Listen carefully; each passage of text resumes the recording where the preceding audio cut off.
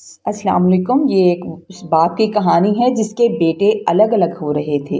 वो ये मंज़र देख रहा था और कहने लगा, आज मेरे बेटे अलग हो रहे थे। वो घर जिसे मैंने बड़ी मेहनत और प्यार से बनाया था, आज उसे बांट लिया गया था। और वही पुराना कमरा जिसमें मैं और मेरी बीवी ने ज़िंदगी की शुरुआत की थी, अब वही दोबारा हमारे हिस्से में आया था। सारी ज़िंदगी मेहनत की, मज़दूरी की, बच्चों को पढ़ाया लिखाया, और आज माशाल्लाह मेरे बेटों के कमरों में एसी लगे हुए थे, लेकिन हमारे कमरे में वही पुराना कूलर जिसका टूटा हुआ पंखा बहुत कम हवा देता था। मेरा दिल खून के आंसू रो रहा था। तो मेरी बीवी मेरे करीब आई और मुझसे कहने लगी, क्या हुआ, क्यों परेशान हैं? एक दिन आप भी तो अलग हुए थे, बेटे अलग हो गए तो क्या हुआ? मैंने उसकी तरफ देखा और कहा, हमारे पास बचा ही क्या है? तो कहने लगी, मैं हूँ ना आपके पास। मैंने अपनी जेब से पुराना सा रुमाल निकाला और एक फीकी मुस्कुराहट उसकी तरफ फेंकते हुए अपनी आंखों से बहने वाले आंसुओं को साफ कर लिया था। बड़ा बेटा आया, आकर मेरे पास कहने लगा, अम्मा, आपके कमरे में जो बड़ी अलमारी रखी हुई है वो मेरी है। बच्चों के कपड़े आ जाएंगे उसमें, वो मुझे दे दें। अब हमारी अलमारी में सारा सामान नहीं आता, वो अलमारी मैंने बनवाई थी, आप मुझे दे दें। मैंने हैरान होकर बेटे की तरफ देखा था कि उनकी माँ के जहेज़ की तो अलमारी टूट गई थी, और बड़े बेटे ने अपनी पहली तनख्वाह पर मुझे वो अलमारी बनवा कर दी थी जिसमें हम दोनों मियाँ बीवी अपने कपड़े रखते थे। अब नौबत यहाँ तक आ गई थी कि उन्हें वो अलमारी भी चाहिए थी। उसकी माँ ने हिचकिचाते हुए कहा, बेटा, उसमें तो तुम्हारे अब्बा के और मेरे कपड़े। इससे पहले कि वो कुछ कहती तो वो जल्दी से बात काट कर बोला, अम्मा, आपके पुराने संदूक हैं ना, उनमें रखें। आपकी उम्र है अब अलमारी में कपड़े लटकाने की। आप जैसे बड़े बुजुर्ग तो वैसे भी अलमारियों को पसंद ही नहीं करते, संदूक में कपड़े रखना पसंद करते हैं। ये बात सुनकर मेरा दिल दहल गया। इस बड़े घर में मेरे 3 बेटे अपनी अपनी फैमिली के साथ अलग हो गए। सबके किचन अलग हो गए क्योंकि बीवियों की आपस में नहीं बनती थी। और मेरी बीवी तन्हा परेशान, मैं और मेरी बीवी तन्हा इस सोच में बैठे थे कि हम किसके साथ हैं, हमें कौन रखेगा। तो अचानक बीच वाला बेटा आकर बोला, अब्बा, मैं एक सरकारी टीचर था और मेरे 3 बेटे थे, आमिर, उस्मान और हैदर, जबकि उनके साथ मेरी एक प्यारी बेटी भी थी जिसे मैंने फूलों की तरह पाला था। अपने बच्चों के रोशन मुस्तकबिल की खातिर मैंने दिन रात एक कर दिए थे। मेरी सुबह स्कूल में सरकारी ड्यूटी करते गुजरती और शाम को थकन से चूर होने के बावजूद मैं अपने कपड़े की दुकान पर बैठ जाता था कि कोई भी कमी बाकी न रहे। मैं और मेरी बीवी ने अपनी ज़ात को बिल्कुल फरामोश कर दिया और हमारी हर ख्वाहिश अपने बच्चों की ज़रूरतों के आगे दम तोड़ देती थी। बस यही एक धुन सवार थी कि मेरे बेटों के लबों से निकली हर बात पूरी हो और वो मुआशरे में सर उठाकर जी सकें। हमने कभी अपनी बोसीदा कमीज़ या फटी हुई जूती की परवाह नहीं की थी। बस फिक्र थी तो इस बात की कि हमारे बच्चों के पास हर वो आसाइश हो जिसका वो ख्वाब देखते हैं, क्योंकि एक बाप के लिए उसकी औलाद की खुशी ही उसका कुल सरमाया होती है। मुझे अक्सर अपनी जवानी के वो दिन याद आते थे जब मुझे नित नए और कीमती कपड़े खरीदने का जुनून की हद तक शौक था, और मैं जब भी बाज़ार जाता तो अपनी पसंद के 4-5 सूट एक साथ खरीद लाता था। उस वक्त मैंने कभी अपने बाप की जेब की तरफ नहीं देखा था कि मेरे बाप की जेब इस बात की इजाज़त देती है या नहीं, उनके पास इतने पैसे हैं या नहीं। मैं बस अपनी ज़िद पूरी करता था, जिस पर मेरी अम्मा अक्सर अब्बा को टोकती थीं कि आप इसे मना क्यों नहीं करते, ये इतने फजूल खर्चे करता है, इसे रोकें। उस पर मेरे अब्बा मेरी तरफ एक ख़ास नज़र से देखकर मुस्कुराते और कहते, इसे लेने दो, अभी इसके शौक़ का वक़्त है, जब इस पर ज़िम्मेदारी आएगा ना तो ये अपने लिए कुछ नहीं लेगा। याद रखना, जब ये अपने दम पर आएगा और उसकी अपनी औलाद होगी तो ये अपने लिए एक जोड़ा कपड़ा लेने के लिए भी 1000 बार सोचेगा, बल्कि सिर्फ अपनी औलाद की ख्वाहिशात को पूरा करेगा। आज जब मैं अपनी हर ज़रूरत को मार कर अपने बच्चों के ख्वाब पूरे कर रहा था तो मुझे अपने अब्बा की कही हुई एक एक बात सच साबित होती महसूस हो रही थी कि बाप बनकर इंसान बाप बनकर अपनी ज़ात को भूल जाता है। وقت پر لگا کر اڑتا گیا اور اللہ کے فضل سے میرے بچے جوان ہو گئے۔ میں نے انہیں اعلیٰ تعلیم دلوائی، ان کی پرورش میں کوئی کسر نہیں چھوڑی، یہاں تک کہ میرا بڑا بیٹا عامر ایک نامور بینک میں اچھے عہدے پر فائز ہو گیا۔ مجھے آج بھی وہ دن بخوبی یاد ہے جب اسے زندگی کی پہلی تنخواہ ملی تھی اور وہ گھر میں مٹھائی کا ایک بڑا سا ڈبہ لے کر آیا تھا۔ اس کے چہرے پر ایک عجیب سی فاتحانہ مسکراہٹ تھی جو میری تمام زندگی کی تھکن اتارنے کے لیے کافی تھی۔ اس نے وہ مٹھائی میرے اور اپنی ماں کے سامنے رکھی اور پھر اپنے دونوں چھوٹے بھائیوں اور بہن کے لیے بھی ان کے لیے پسند کے تحائف لایا تھا۔ اس وقت میری آنکھوں میں خوشی کے آنسو امڈ آئے تھے کہ میری برسوں کی محنت رنگ لے آئی۔ مجھے لگ رہا تھا کہ اب میرے کندھوں کا بوجھ ہلکا ہو جائے گا اور میرے بیٹا اپنے بہن بھائیوں کا مضبوط سہارا بن کر ان کی زندگیوں کو بھی سنوار دے گا۔ اس دن پورا گھر خوشیوں سے مہک رہا تھا اور سب مل کر مستقبل کے سنہری خواب دیکھ رہے تھے۔ جب بڑا بیٹا عامر اپنی ملازمت میں مستحکم ہو گیا تو ہم نے سوچا کہ اب اس کے سر پر صحرا سجا دینا چاہیے تاکہ وہ اپنی زندگی کی نئی شروعات کر سکے۔ ہم نے اس کے لیے ایک انتہائی سلیقہ مند لڑکی فوزیہ کا انتخاب کیا اور بڑی دھوم دھام سے اسے بیاہ کر لے آئے تھے۔ شروع میں تو گھر کا نقشہ ہی بدل گیا۔ فوزیہ نے سب کے دل جیت لیے اور گھر میں رونق لگ گئی، لیکن وقت گزرنے کے ساتھ ساتھ اس کے رویے میں تبدیلی آنے لگی۔ وہ اکثر عامر سے گلا کرتی کہ آپ کے دونوں چھوٹے بھائی سارا دن آوارہ گردی کرتے ہیں، ان پر کوئی کام نہیں ہے، ان کا سارا بوجھ آپ کے کندھوں پر ہے اور مجھے آپ کی بڑی فکر رہتی ہے۔ یہ باتیں جب میرے کانوں تک پہنچتیں تو میرا دھیان بھی عثمان اور حیدر کی طرف مڑ گیا۔ میں نے سوچا کہ انہیں بھی اپنے پیروں پر کھڑا ہونا چاہیے۔ چونکہ میں نے انہیں بہترین تعلیم دلوائی تھی، اس لیے میں نے ادھر ادھر کی سفارشیں کی اور ان کی حوصلہ افزائی کی کہ وہ مقابلوں کے امتحانات دیں۔ میری محنت رنگ لائی۔ عثمان نے ٹیسٹ پاس کیا اور میری طرح محکمہ تعلیم میں سرکاری ٹیچر بھرتی ہو گیا، جب سب سے چھوٹا حیدر محکمہ پولیس میں بطور سب انسپکٹر منتخب ہو گیا۔ ان دونوں کی نوکریاں لگنے کے بعد ان کی ماں کے دل میں یہ ارمان جاگا کہ اب ہمیں ان کی ذمہ داریوں سے بھی فارغ ہو جانا چاہیے۔ ہم نے ایک ہی معزز گھرانے سے 2 سگی بہنیں اپنے دونوں بیٹوں کے لیے پسند کیں تاکہ گھر میں اتفاق جو ہے وہ قائم رہے۔ یوں عثمان اور حیدر کی بھی شادیاں ہو گئیں، لیکن ہمارا یہ خیال محض ایک خواب ثابت ہوا، کیونکہ جیسے ہی تینوں بہنیں ایک چھت تلے جمع ہوئیں، عورتوں کی آپسی بحث اور چپکلش نے گھر کا سکون برباد کر دیا۔ اب صورتحال یہ تھی کہ کبھی بڑا بیٹا عامر اپنی بیوی کا مقدمہ لے کر میرے پاس آ کھڑا ہوتا کہ ابا، فوزیہ کہتی ہے کچن کا سارا کام وہی کیوں کرے؟ تو کبھی عثمان یہ شکوہ کرتا، ابا میری بیوی کو سب نیچا دکھانے کی کوشش کیوں کرتے ہیں؟ حیدر اپنی وردی کے روب میں آ کر الگ غصے کا اظہار کرتا۔ روز کے ان جھگڑوں اور عورتوں کی زبان درازی نے گھر کو مچھلی منڈی بنا دیا تھا اور ہم میاں بیوی خاموشی سے یہ تماشا دیکھتے رہتے تھے۔ اسی دوران میں اپنی ملازمت سے ریٹائر ہو چکا تھا اور میری معقول پینشن آتی تھی۔ یہی وجہ تھی کہ اب تک کسی بیٹے یا بہو نے ہمیں خرچ کا طعنہ نہیں دیا تھا، لیکن ان کے آپس کے اختلافات اس حد تک بڑھ گئے تھے کہ ہر ایک کو دوسرے کا خرچ زیادہ لگتا تھا۔ ایک دن تو حد ہی ہو گئی جب کچن میں کسی معمولی بات پر ایسی لڑائی ہوئی کہ تینوں بیٹے آپس میں گتھم گتھا ہو گئے۔ عامر چلا کر کہہ رہا تھا، تم دونوں میرا کھاتے ہو اور میری ہی بیوی پر روب جماتے ہو، جس پر عثمان نے جواب دیا، بھائی جان اب میں بھی کماتا ہوں اور اسی گھر پر لگاتا ہوں، کسی کا احسان نہیں اٹھاؤں گا۔ حیدر نے غصے میں میز پر ہاتھ مارتے ہوئے کہا، اگر یہی حال رہا تو بہتر ہے کہ ہم اپنے اپنے راستے الگ کر لیں، روز کی اس کٹ کٹ سے تو موت بہتر ہے۔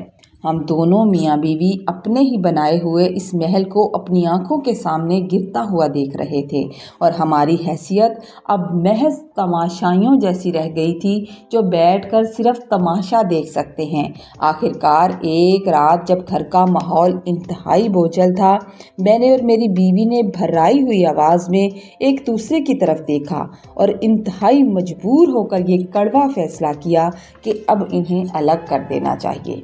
अब इन्हें अलग कर देना ही बेहतर है। मैंने सबको सहन में जमा किया और कहा, बेटा, जिस घर को मैंने प्यार और इत्तेफाक की ईंटों से चुना था, आज वहाँ नफ़रत की दीवारें खड़ी हो गई हैं। मैं नहीं चाहता कि मेरी ज़िंदगी में तुम लोग एक दूसरे के खून के प्यासे बन जाओ। तुम लोगों को इस तरह देखकर मुझे बहुत दुख होता है। इसलिए कल से तुम लोगों के किचन अलग होंगे और ये घर हिस्सों में बांट दिया जाएगा। ये कहते हुए मेरा कलेजा मुंह को आ रहा था, लेकिन बेटों के चेहरों पर एक अजीब सी खामोश रजामंदी थी, जैसे वो सब इसी फैसले के मुंतज़िर थे। यूं वो घर जो कभी कहककों से गूंजता था, दोनों बड़े अब तीनों हिस्सों में तकसीम होने जा रहा था और हम दोनों बूढ़े माँ बाप ये सोचने पर मजबूर थे कि जिस औलाद के लिए हमने अपनी जवानी कुर्बान की, सब अलग हो रहे हैं। तो मैं ये सारा मंजर दुख भरी नज़रों से देख रहा था। मेरा दिल बैठा जा रहा था और मैं यही सोच रहा था, क्या इसी दिन के लिए मैंने अपने बच्चों को इतनी आला तालीम दिलवाई थी। जैसे ही तकसीम मुकम्मल हुई, सबके कमरों में अलग अलग एसी चलने लगे। ठंडी हवाएं उनके कमरों का दर्जा हरारत तो कम कर रही थी, मगर किसी के दिल में ये फिक्र नहीं थी कि उनके बूढ़े माँ बाप इस तपती दोपहर में पड़े हैं। सब चीज़ें बांट ली गई, यहाँ तक कि बावर्ची खाने के बर्तन भी तकसीम किए गए। मैं और मेरी बीवी अपने उसी पुराने कमरे में बैठे परेशान थे कि अब हमारा क्या बनेगा और हम किसके सहारे जिएंगे या हम किसके हिस्से में आएंगे। अभी हम इसी सोच में थे कि मेरा बीच वाला बेटा उस्मान, जो खुद एक सरकारी टीचर था, मेरे पास आया और कहने लगा, अब्बा, अगर आप अपनी पेंशन मेरे अकाउंट में करा दिया करें तो आपका खाना मेरी बीवी बना दिया करेगी। आखिर आपका खर्च ही क्या है। कपड़े जब ज़रूरत होंगे मैं ले आया करूँगा, बस आप अपना कार्ड मुझे दे दें तो अच्छा है। दवा वगैरह भी मैं आपको दिला ही दिया करूँगा। मैं नहीं चाहता आप बड़े भाई के साथ रहें, वो फजूल में आप पर एहसान जताएंगे। मैंने हैरान होकर उसके चेहरे की तरफ देखा। एक पल को उसकी आंखों में शर्मिंदगी लहराई, मगर फिर वो मुसलिहत का लबादा ओढ़ कर खामोश हो गया। मैंने कोई जवाब ना दिया तो वो ये कहकर चला गया, अब्बा, सोच कर जवाब दे देना। उसके जाने के बाद मेरी बीवी, जो माँ होने के नाते अब भी अपने बेटे का पर्दा रखना चाहती थी और मेरा दिल रखना चाहती थी, मुझसे कहने लगी, बेचारे के खर्च भी तो बहुत हैं। आप ही की तरह प्राइमरी टीचर है, उसकी तनख्वाह ही कितनी होती है। ठीक ही तो कह रहा है, हमारे अपने कौन से शाहाना अखराजात हैं। मैंने हैरानी से अपनी बीवी की तरफ देखा तो उसने नज़र चुरा ली। मैं ये बताना भूल गया था कि मेरी इकलौती बेटी की शादी हो चुकी थी और वो अपने शौहर के साथ दुबई शिफ्ट हो गई थी। वो वहाँ रहकर भी उसे हमारी बहुत फिक्र होती थी। जब उसे पता चला कि उसके भाई अलग हो रहे हैं तो वो वीडियो कॉल पर काफ़ी देर रोती रही और भाइयों को समझाती रही, मगर सब बेसूद हो चुका था। अभी उस्मान को गए थोड़ी देर ही गुजरी थी कि बड़ा बेटा आमर आया। उसने भी वही पेंशन वाली बात दोहराई जो उस्मान कहकर गया था।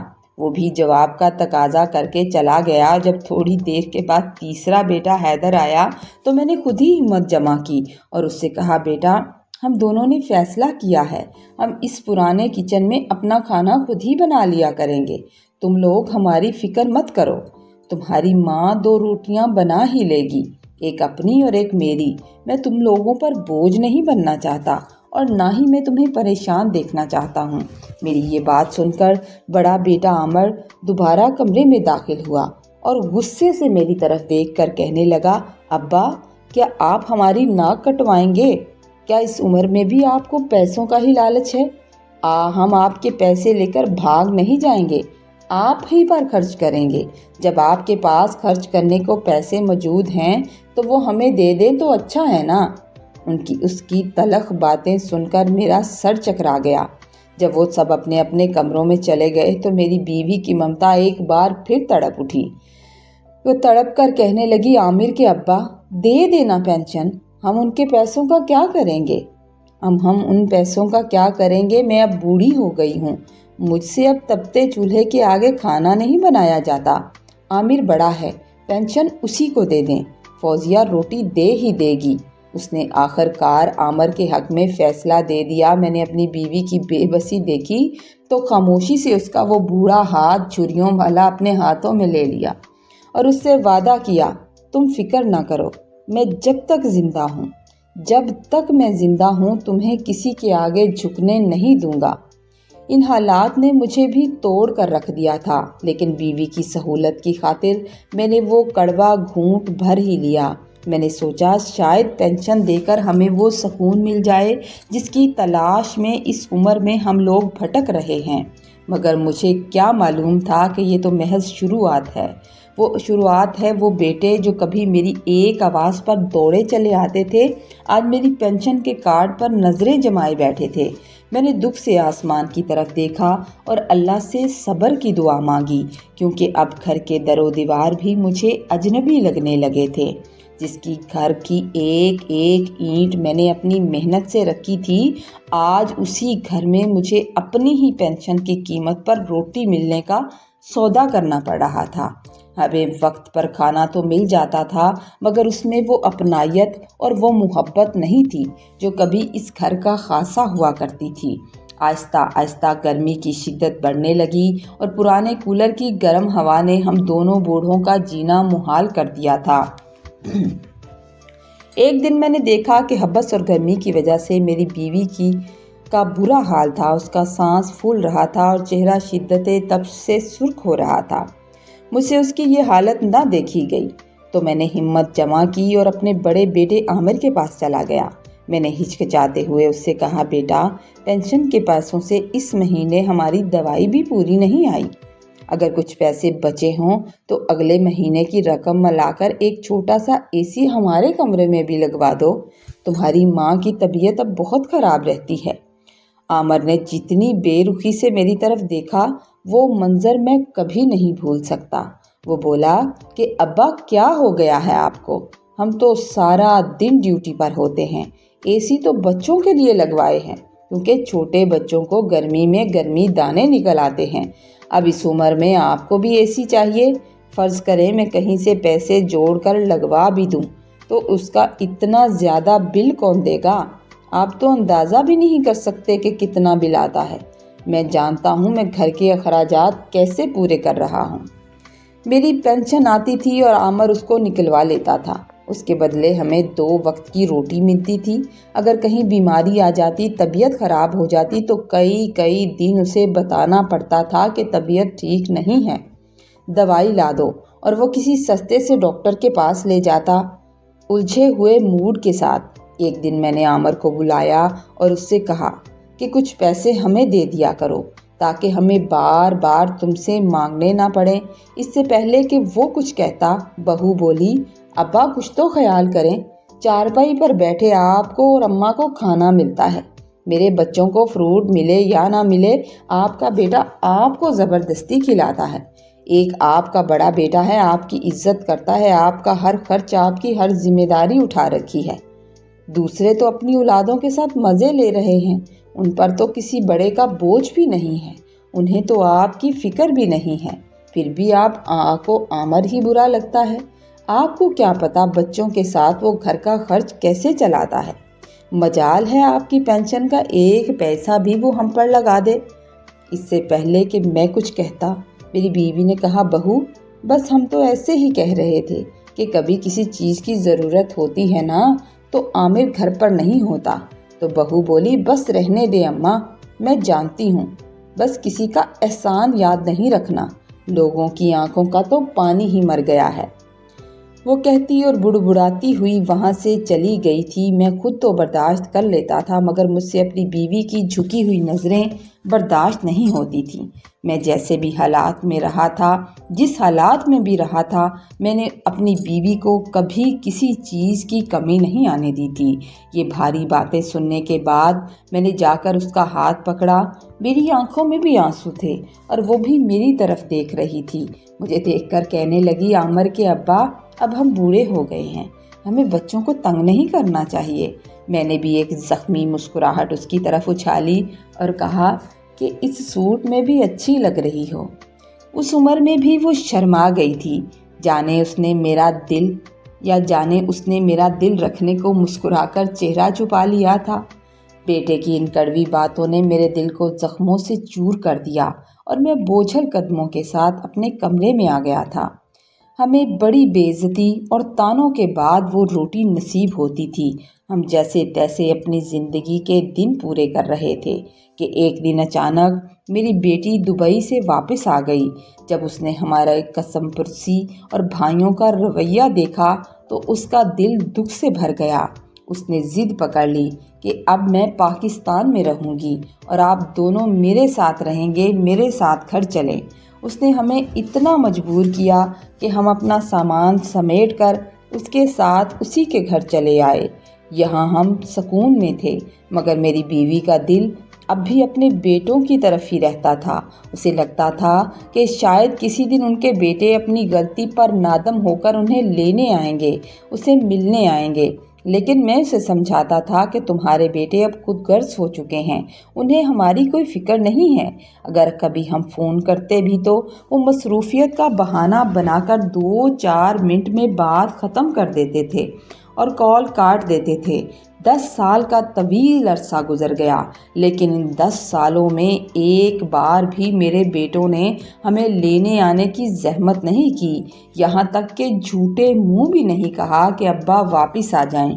इसी दुख और इंतज़ार में एक दिन मेरी बीवी का इंतकाल हो गया। जिस दिन उसकी वफ़ात हुई, मेरा बड़ा बेटा आमर भागा हुआ आया और कहने लगा, अब्बा, मैं चाहता हूँ अम्मा का जनाजा हमारे घर से उठे और उनकी चारपाई वहाँ से निकले, वरना लोग क्या कहेंगे। मैंने उसकी आंखों में आंखें डाल कर कहा था, बेटा, लोगों को सब पता है। जिस माँ की ज़िंदगी में तुमने कदर नहीं की, अब मैं उसे मुर्दा हालत में तुम्हारे घर ले जाने की इजाज़त कभी नहीं दूंगा। मैं अपनी बीवी को तुम्हारे घर नहीं भेजूंगा। उसका सफ़र अब ख़त्म हो गया है। अब वो उन तानों और महरूमियों से आज़ाद हो गई है। मेरे सब बेटों ने बहुत मिन्नतें की, मगर मेरा फ़ैसला अटल था। मैंने अपनी शरीके हयात की मैयत को उसी दहलीज पर दोबारा जाने नहीं दिया जहां उसकी ममता को हर रोज़ नीचा दिखाया जाता था। अब मैं बूढ़ा हो चुका हूँ और ज़िंदगी की आखिरी घड़ियाँ गिन रहा हूँ। मेरे बेटे कभी कभी शर्मिंदगी के आलम में मुझसे मिलने आते हैं और मेरा हाल चाल भी पूछते हैं। शायद उनके दिल में अब ये एहसास जागा है कि माँ का जनाजा उनके घर से उठना चाहिए था। उनके लिए कितनी बड़ी रसवाई थी। मैं दुनिया के तमाम बेटों को ये नसीहत करना चाहता हूँ कि माँ बाप तुम्हारे लिए अपनी जवानी और ख्वाहिशात को कुर्बान कर देते हैं। वो अपनी हड्डियाँ गलाकर तुम्हें इस काबिल बनाते हैं कि तुम माशरे में सर उठाकर जी सको। याद रखो, वालिदैन की दुआ अर्श हिला देती है और उनकी बद्दुआ या खामोश आंसू तुम्हारी दुनिया और आखिरत बदल देते हैं। उन्हें रोटी और कपड़े से ज़्यादा तुम्हारी तवज्जो और एहतराम की ज़रूरत होती है। ऐसा ना हो कि जब तुम्हारे पास उन्हें देने के लिए वक्त और एहसास हो, तब वो मिट्टी की चादर ओढ़ कर तुमसे दूर जा चुके हों और तुम्हारे पास पछतावे के सिवा कुछ ना रहे। कहानी अगर आपको अच्छी लगे तो लाइक कीजिएगा, कमेंट में अपनी राय का इज़हार कीजिएगा। प्लीज़ चैनल पर नए हैं तो चैनल को सब्सक्राइब कीजिएगा। अच्छे कंटेंट को सपोर्ट किया करें। खुश रहिए, आबाद रहिए। अल्लाह ताला आपको सलामत रखे।